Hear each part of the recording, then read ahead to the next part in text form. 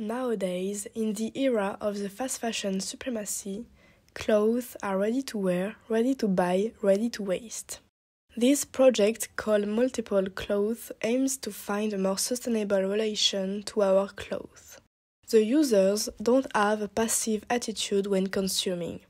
They actively interact with their clothes. The idea is to use a garment composed of a main part on which are added several elements. Thanks to that, the user can change his outfit depending on the weather or according to his wishes. These modifications also allow to easily replace damaged parts, thus expanding the cloth lifespan.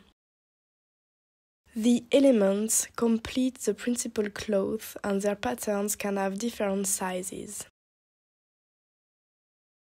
They can be fixed and removed easily thanks to clips, and the user can dress themselves using their own body. The same idea is applied to more complex elements. For this reason, many combinations can be made with different fabrics, for instance. Multiple Clothes offers the opportunity to discover a kind of creative power and to stimulate our manual activity. Indeed, users can express their creativity on these modular elements, which can be embroidered. Moreover, each piece is unique thanks to the user's choices and the different fabrics and threads used to produce each part.